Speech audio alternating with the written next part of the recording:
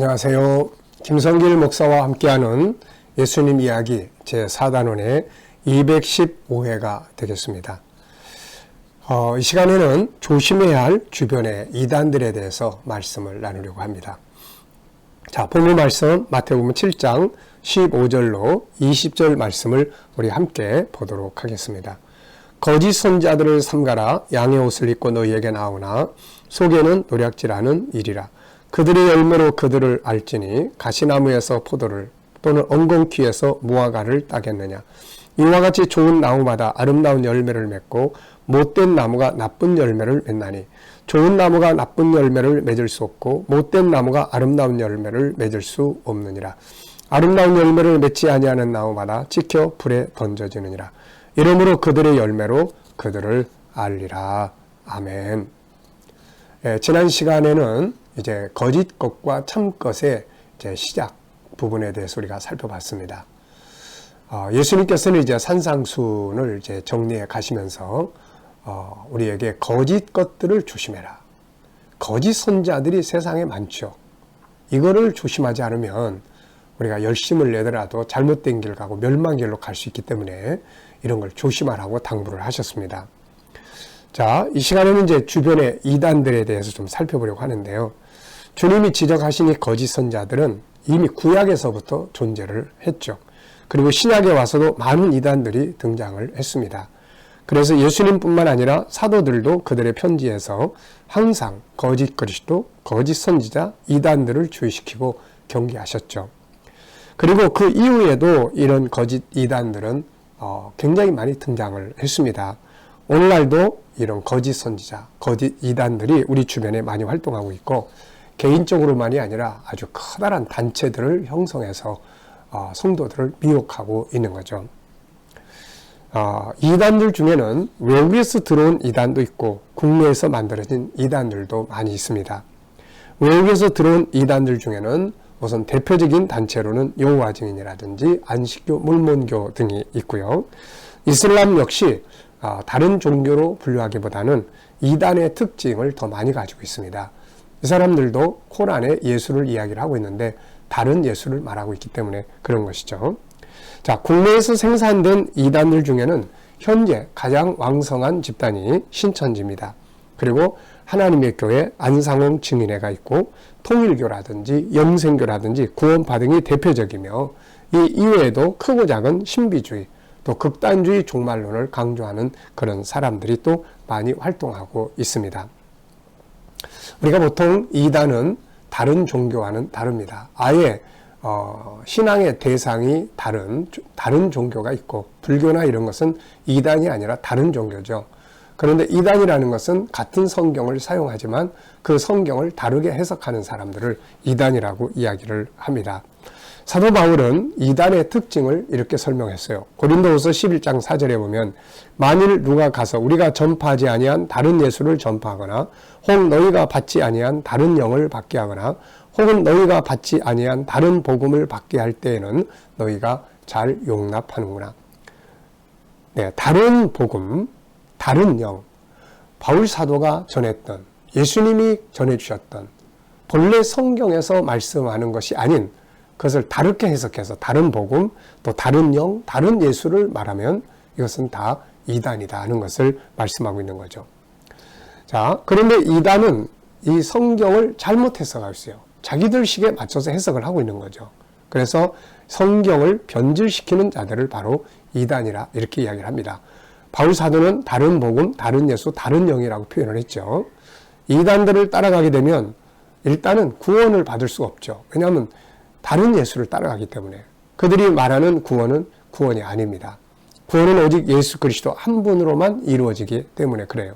그래서 중간에 딴 이야기를 하면 예수를 아무리 이야기해도 그건 잘못된 내용들이에요.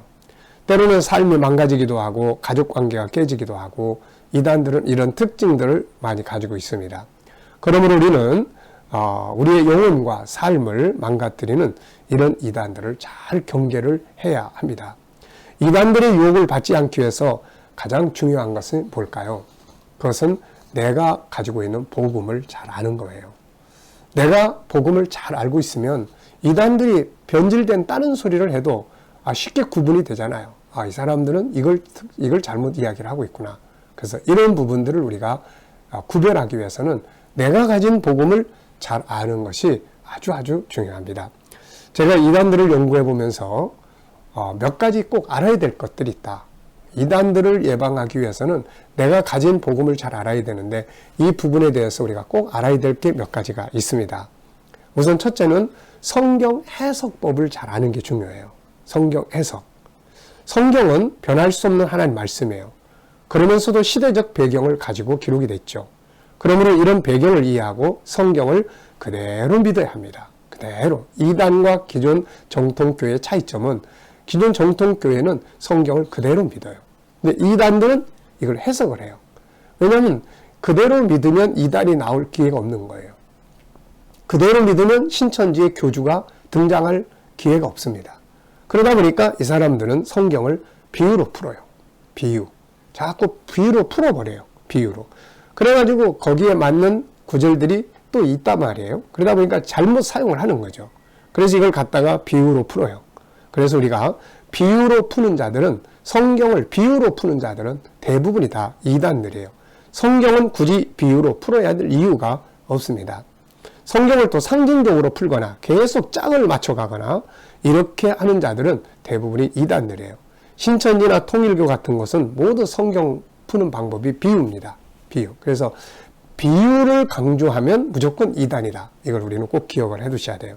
우리는 성경 말씀을 그대로 읽고 물론 예수님께서 비유로 말씀하셨어요. 근데 그 비유도 그곳에서 이미 다 해석이 된 내용들이에요.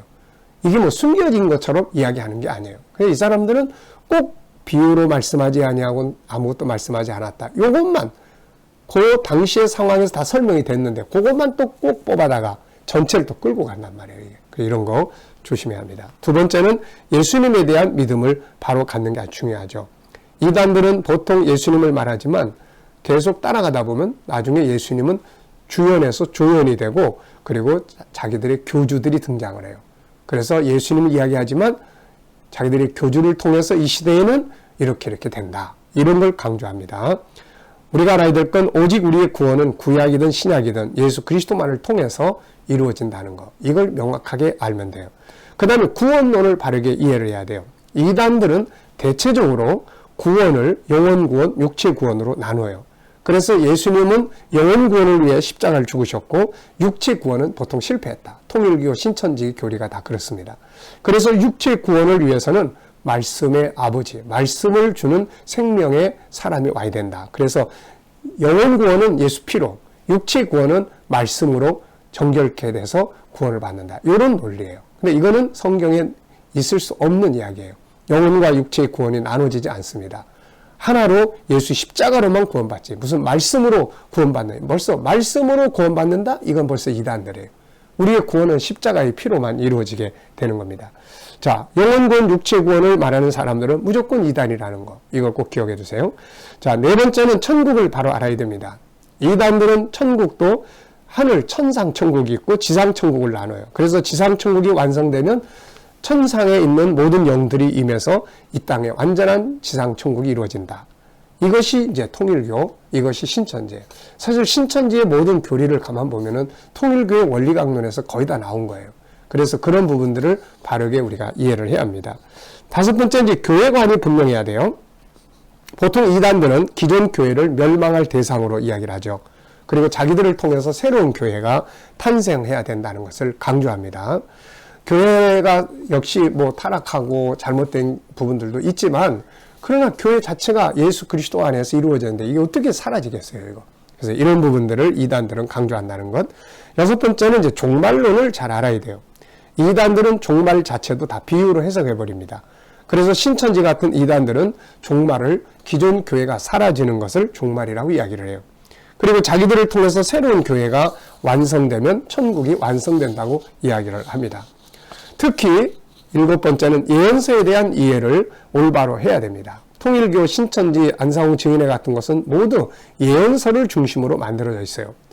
계시록 다 자기들의 것에다가 맞춰버려요.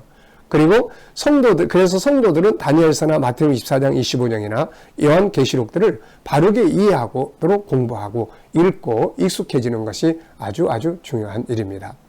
8번째, 믿음의 대상을 바로 알아야죠. 우리가 믿는 정통신앙은 성부, 성자, 성령 삼위일체 하나님을 믿는 신앙이에요. 그러나 이단들은 이것을 부정하거나 자기들에게 맞춰서 해석을 해버립니다. 이단을 방지하기 위해서 그들을 경계하는 것도 중요하지만 더 중요한 것은 내가 믿는 도리들을 바르게 알고 믿는 것이 아주 중요합니다. 그렇지 않으면 그 사람들이 거짓말로 성경을 변질시켜서 이야기하는데 그게 새로운 것 같고 그게 재밌는 것 같고 그러다 보니까 자꾸 빠지게 되는 거예요. 나중에 가다 보면 예수님은 없어지고 엉뚱한 존재를 따라가게 되는 거죠, 이게.